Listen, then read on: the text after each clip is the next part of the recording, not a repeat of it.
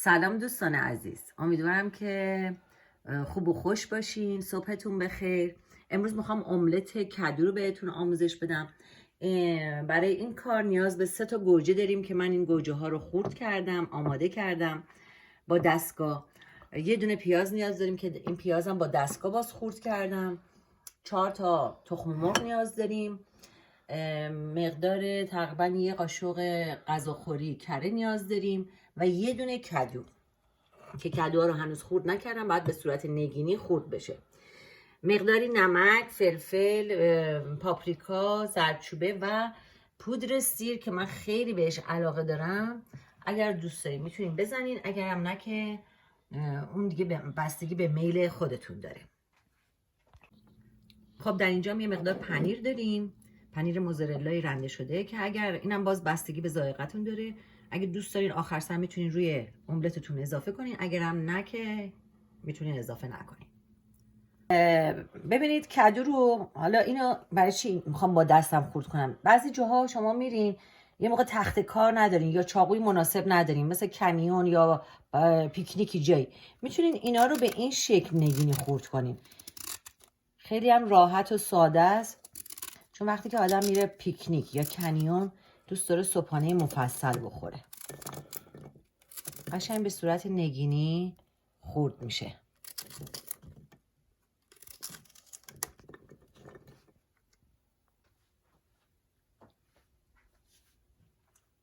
خب حالا این کدوامونم آماده شده، میریم سراغ درست کردن املت خوشمزمون.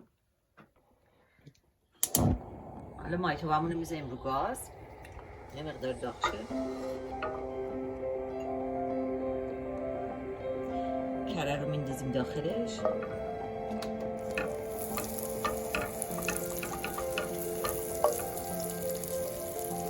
یه مقدار که کرمون آب شد، زردچوبه اضافه میکنیم.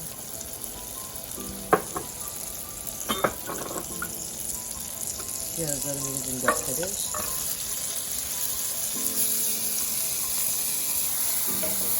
خب خدمتتون بگم من وقتی میخوام برای پیکنیک یا کنیون اینا رو از قبل آماده میکنم، زعفری در بسته میذارم که رسیده میگه خیلی راحت تر باشه.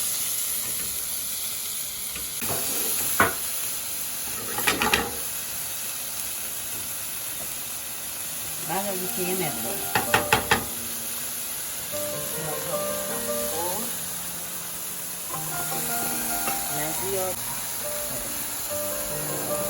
نه زیاد تفت بخوره، چون که حالت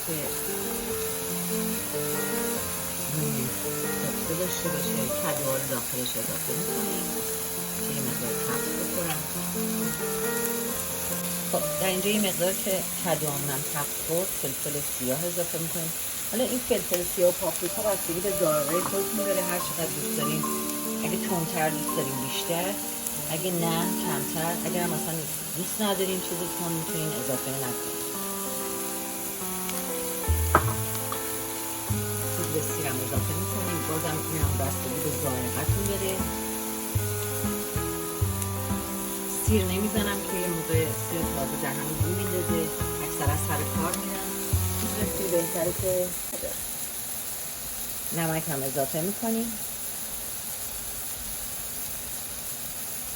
بعد از اینکه این مقدار کدوهامون نرم شد، گوجه رو داخلش اضافه میکنیم.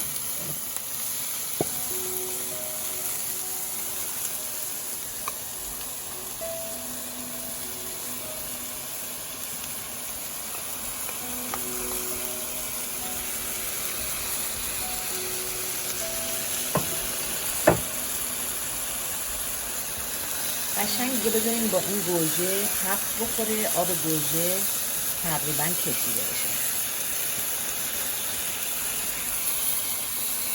اگر قرمزتر دوست داریم باشه میتونیم یه مقدار خیلی کم هم رو بهش اضافه کنیم. اگه نه همین کافیه.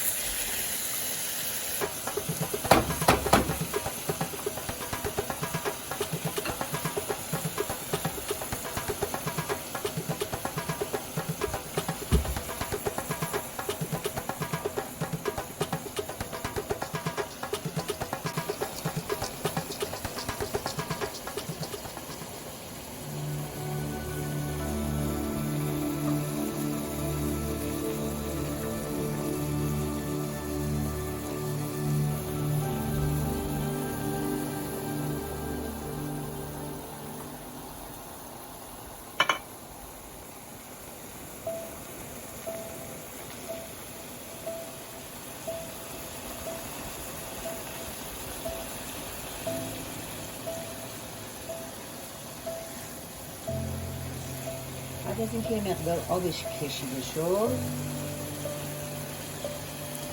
میتونید تخم مرغ رو بهش اضافه کنید. البته خدمتتون بگم دوستان عزیز، این تندی و نمک و پودر سیر دیگه به میل خودتونه، هر چقدر که دوست دارین کمتر یا بیشتر اضافه کنید.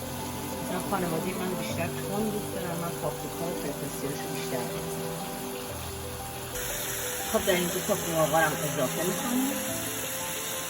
من 4 تا تخم مرغ در نظر گرفتم. سعی کنید 4 تا جا باز کنید براش. اگه بازم نکردیم من این قشنگ میفته میپزه.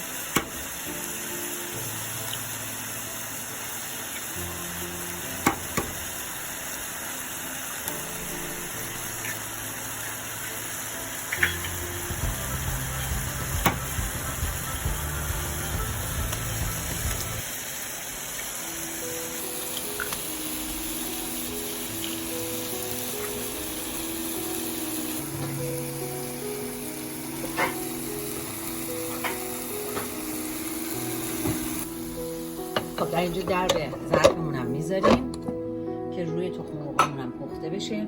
حالا بستگی به این داره که دوست داریم تخم مرغتون ظرفش کاملا پخته باشه یا نه، ولی معمولا 2 دقیقه کافیه.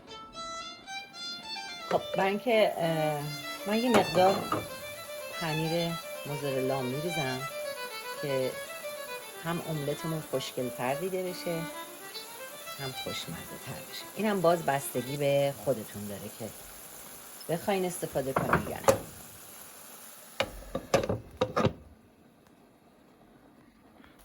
خب دوستان عزیز، همونجور که می‌بینین صبحانه ما آماده شده. املت کدو و گوجه.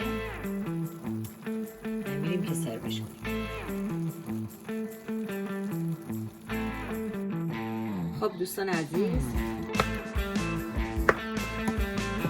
این صبحانه به اندازه 4 نفر کافیه.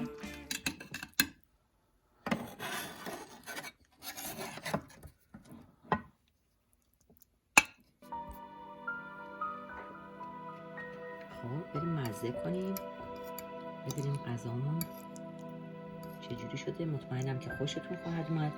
این یه غذای رژیمی هم محسوب میشه، به خصوص برای کیتو دایت. فوق‌العاده شده.